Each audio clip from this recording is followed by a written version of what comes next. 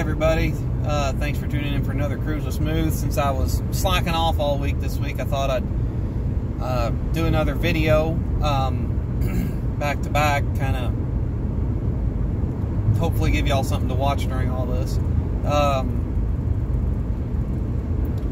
So I had something interesting rattling around in my head that I wanted to talk about that is totally off topic.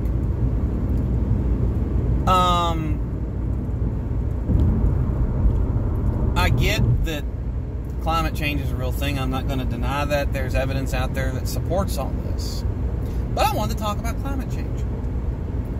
I think that, by and large, man-made climate change is localized in dense population areas. What I mean by that, okay, one day last week I ended up having to go to the city I work in. Long, funny story there, not worth going into during this. Had to help my wife with something that she did and didn't realize that it would be a problem.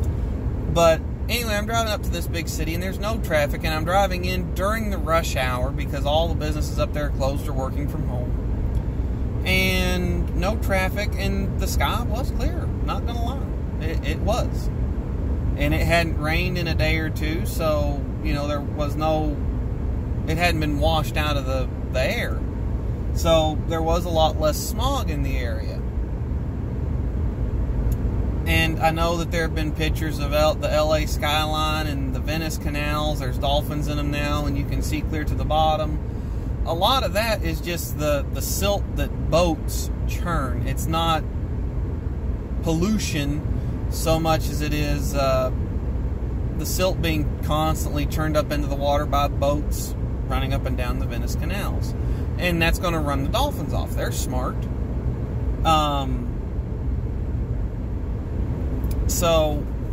But here's my entire take on climate change. I think personally, well, let me back up. Dad and I, a number of years ago, we got into a huge discussion about this, not debating, not arguing, just a huge discussion, and, you know, talking about it, trying to sort it for ourselves and come up with our own opinion instead of buying fully into one or the other, you know, come to our own conclusion based on all available evidence. There is somewhat accurate weather reporting back 400 to 500 years. Accurate weather reporting as far as sea levels and temperatures and factors like that went all the way back to the early to mid 1500s, I think. Somewhere in there. And there were ups and downs and all arounds in various places on the planet through those years. The Industrial Revolution happened about 300 years later. So think about it. Up to that point, you had people living basically like the Amish.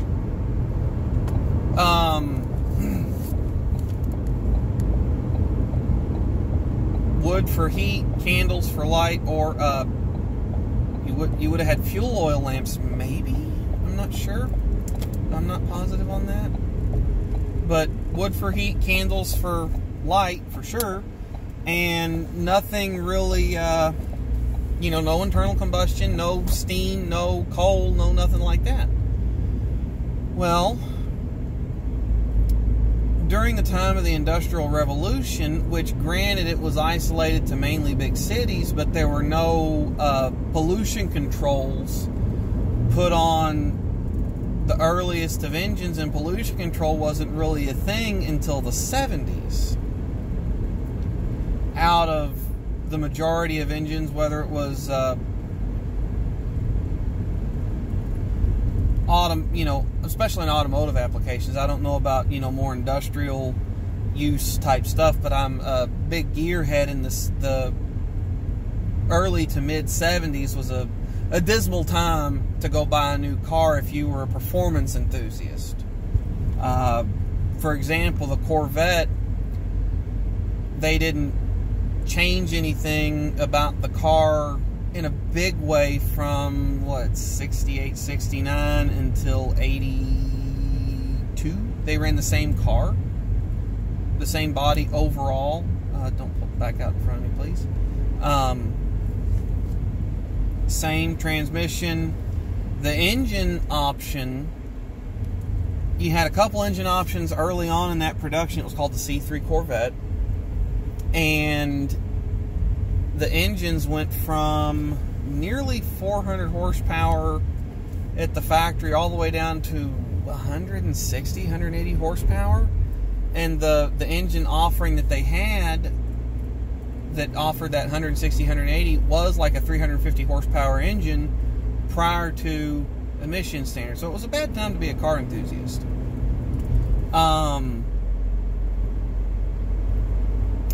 But it did clean up a lot of the smog regulations and whatnot, did clean up skylines. Not going to argue that. In big cities, it cleaned up the skylines in big cities. But when you figure we've got accurate weather reporting for 500 years as far as temperatures go. The Industrial Revolution started in the mid-1800s. And here we are in 2020. Plus, there's climate data that goes back even further than that if you look in the rock strata.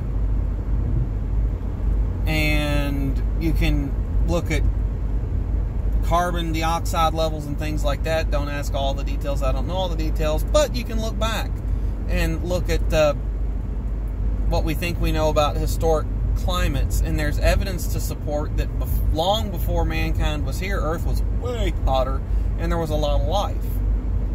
Mainly dinosaurs and prehistoric critters like that. But the climate's been up and down and all around. There's always been life on the planet long before mankind started turning dinosaur goop into fuel and using it to push 2,000-pound hunks of metal around. So I will 100% agree that climate change is happening.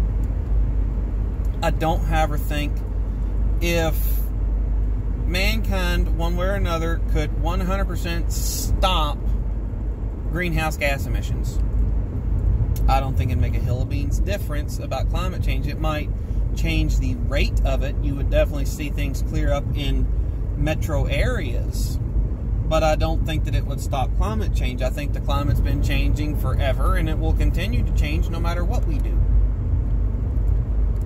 So now I think that we should be smart about what we do. You know, from just a automotive perspective, cars have gotten better than what they used to be. I can tell you that in some ways the EPA actually hurts the environment. Here's a interesting story for those of you that do not know. I've always been a gearhead, and I went through a phase a number of years ago where my big thing was diesels. And I still think that they're interesting. But in 2007, Ford had a diesel engine that was very good. It had launched with a lot of problems, but they had worked a good percentage of the bugs out. And I was a Ford guy. I've always been a Ford guy. So they had worked a high percentage of the bugs out of this diesel engine, and it was pretty good. Well, the EPA had tightened up the emission standards on diesels. I'm sure everyone's seen that old diesel truck running around their town with the stacks, and they step on the accelerator and it just blows black smoke out the tailpipe for a quarter mile or better. Not going as a fan of that, but all diesels that produce any amount of respectable power for their size produce a tiny bit of black smoke, especially when you initially punch it to get up to speed.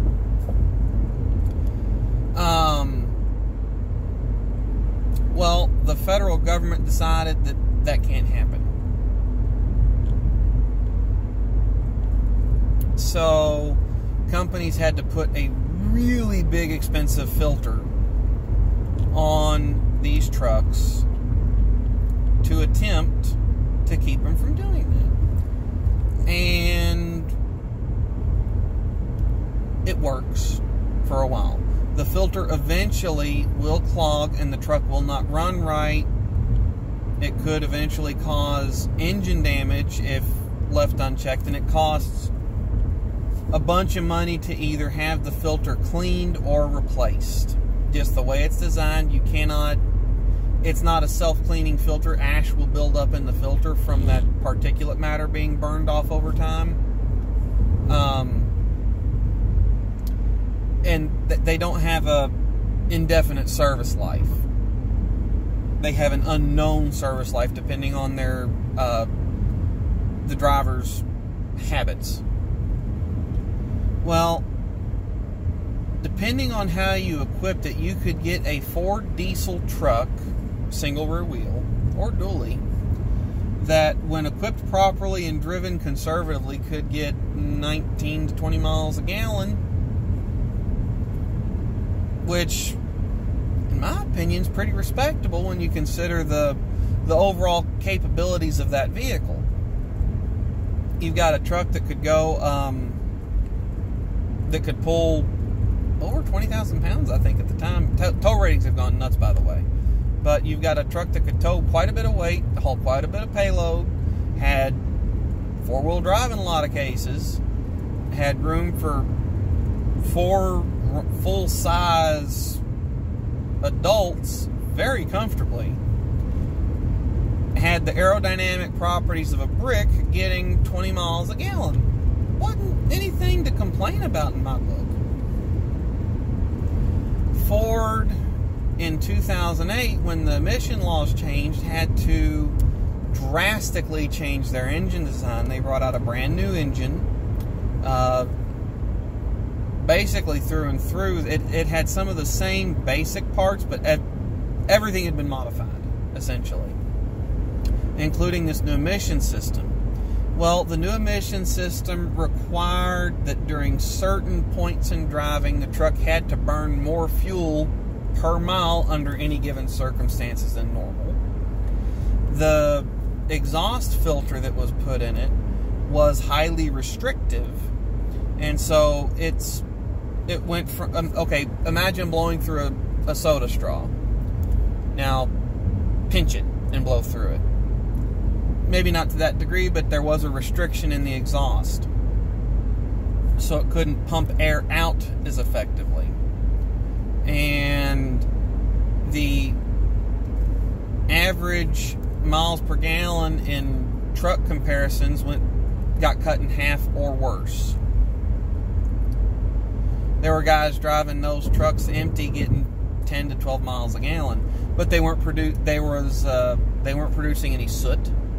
And there was another exhaust gas component, a component of the gases that comes out of the exhaust that they had to reduce. So, I don't know, but they were producing a lot more of other gases because they were burning twice the fuel. So, I don't know what would have been healthier for the environment. I do know that those specific engines were plagued with issues, all related to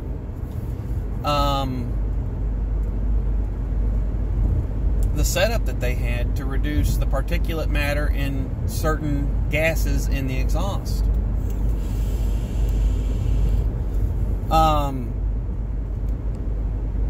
They had to run a new setup on the turbocharger that was known to cause everything from oil burning up to runaway engines, which is where the engine starts running on its own oil, and even when you turn the key off, which shuts the fuel injectors off, it would keep running on engine oil until it ran out of oil and caused major engine damage, or it would just melt down the engine. The pistons in certain engines would literally boil. The filters would clog up and cause issues. anything from reduced performance, further reduced miles per gallon, up to the truck dying or a no start situation. The filters cost about $2,800 on those trucks, I think. Could be mistaken, but in that ballpark. The engines were a lot pickier about fuel quality due to the way that they were set up. I could explain all of it, but I know a lot of you don't care. They were a lot pickier about fuel quality. If you had contaminants in your fuel, for example, and fuel station tanks, I know they do their best. I appreciate all their work, but the tanks are nasty. They really are. That's why your car has a fuel filter.